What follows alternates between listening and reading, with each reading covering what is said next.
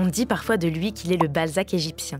Voilà comment Naguib Mahfouz, premier arabophone à obtenir le prix Nobel de littérature, est devenu le père du roman arabe. C'est un écrivain qui a été reconnu de son vivant et qui fait partie d'auteurs qui, en France, sont trop peu connus, qui nous donnent à entendre aussi une grande modernité du monde arabe qui est assez peu mise en valeur de nos jours. Né en 1911, Naguib Mahfouz grandit dans une famille de la petite bourgeoisie du Caire à une époque où l'Égypte est toujours sous occupation britannique. Après des études de philosophie, il devient fonctionnaire.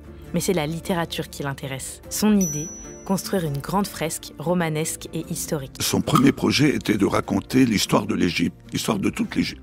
Il a commencé par écrire 3 romans pharaoniques dans lesquels il a mêlé le récit historique avec un peu d'imagination. Mais au début de la Seconde Guerre mondiale, il a senti le besoin de décrire la société égyptienne dans laquelle il vivait. Influencé par Zola et Tolstoï, Mahfouz bascule vers le réalisme politique et social et prend pour cadre le Caire contemporain. Entre 1956 et 1957, il signe son œuvre la plus célèbre, la trilogie du Caire. Il y retrace la vie d'une famille kérote sur plusieurs générations, explorant les mutations sociales, politiques et culturelles de son pays. Chaque tome porte d'ailleurs le nom d'une rue du quartier de Gamaliya, où Mahfouz a grandi.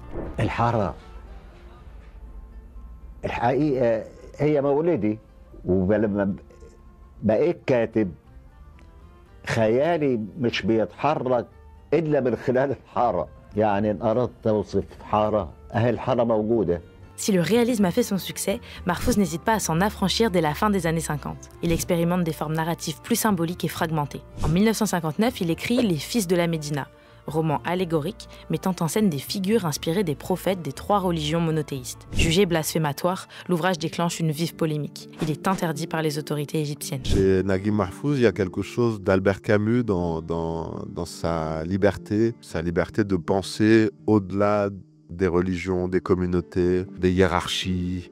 Le regard et l'attention qu'il porte à tous ces personnages, quels qu'ils soient. Du porteur de charrette aux ministres, aux hommes, aux femmes. En 1988, Naguib Mahfouz devient le premier écrivain arabe à recevoir le prix Nobel de littérature.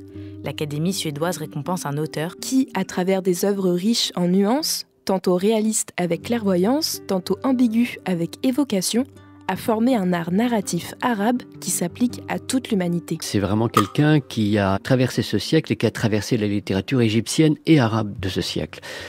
On peut même dire d'une certaine manière que Naguib Mahfouz résume l'évolution du roman arabe dans cette période de temps. En 1994, alors qu'il est âgé de 83 ans, Mahfouz est victime d'une attaque au couteau au Caire par un extrémiste islamiste après qu'un prédicateur radical a lancé une fatwa contre lui.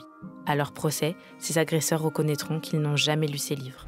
S'il s'en sort, Mahfouz garde de graves séquelles qui le privent de l'usage de sa main droite.